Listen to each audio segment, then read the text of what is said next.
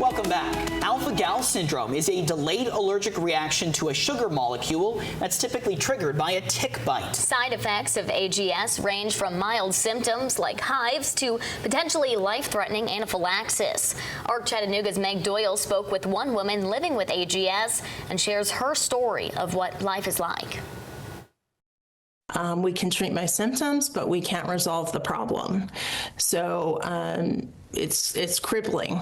Jessica Hirsch was diagnosed with alpha-gal syndrome in 2022, but her first symptoms began nearly 10 years before the diagnosis. Getting the diagnosis was validating, but I had to fight to get the diagnosis. Like, I had to advocate for myself. According to the CDC, alpha-gal is a molecule found in the saliva of some ticks.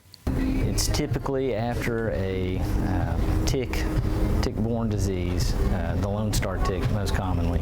It can develop after certain tick bites, leading to a wide range of symptoms. Some of the people can have mild cases, and we have seen some patients that have extreme cases where a little bit of magnesium stearate in a tablet can ruin a day. AGS is typically known as a red meat allergy, but Hirsch says it is much more than that. My symptoms came in forms of different kinds of rashes, bites that looked like massive spider bites, or just really itchy after any kind of bites, nausea, chronic vomiting, chronic diarrhea, diverticulitis, wounds that took weeks and months to heal, if ever. Along with the mental toll Jessica says has taken over her life. And nobody is talking about the complexities and the mental health stuff that's going on.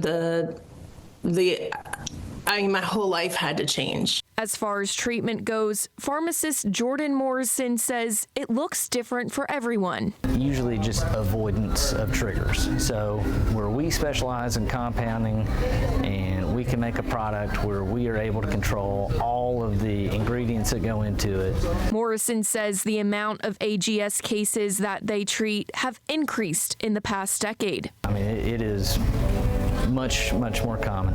And a lot of the increasing frequency of people being diagnosed with this also comes with increasing awareness that it exists. The most recent CDC data shows that the highest number of AGS cases are in the southern, midwestern, and mid-Atlantic U.S., including Tennessee. Morrison says if you suspect you may have AGS, go into your medical provider's office and they have lab work that they can look and see.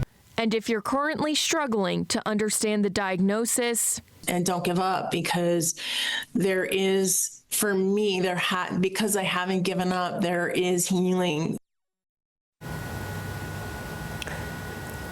So that right there was Jessica's story, and I got to sit down with her for an extended period of time. Now, of course, there is so much more to AGS than I was able to fit in that story, but it truly is something that can, like Jessica was saying, totally changed her life just from a tick bite. And I think part of the battle was originally just getting it diagnosed.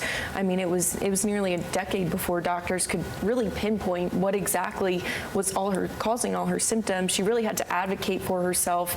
And really, that can be tough in the medical world, having to advocate for yourself. But thankfully, she finally was diagnosed with AGS, and they could sort of narrow down a treatment. But she says, there's not just one treatment, and it's not a curable syndrome.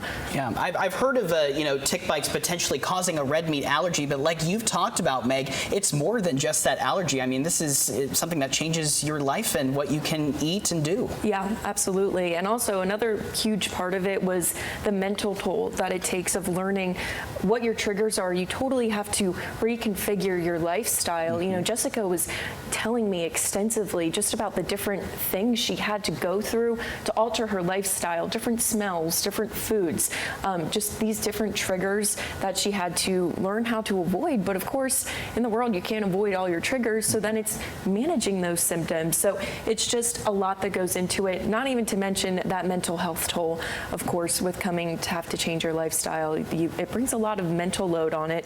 Now, she said that if anyone out there is struggling, there's a lot of Facebook groups actually of people with AGS who just come together and support each other, which I think in this day and age, that is one of the best places to be able to meet people who are going through similar things that you are. A good reminder to be aware of ticks when you are outside, especially wearing tick repellent, wearing long sleeves or pants if you know you're going into a really wooded area. Also, when you get back inside, checking yourself, making sure you don't have ticks anywhere on your body, shaking out your clothing, checking your pets as well to make sure that your pets don't have any ticks on them. They can really hide, especially if you have, a black dog. It's really hard to see those ticks hidden in there. So something to be aware of most definitely. Meg, thank you so much for telling Jessica's story. Absolutely. Thank you. All right, I'm going to toss things over now to meteorologist Olivia Glass, who has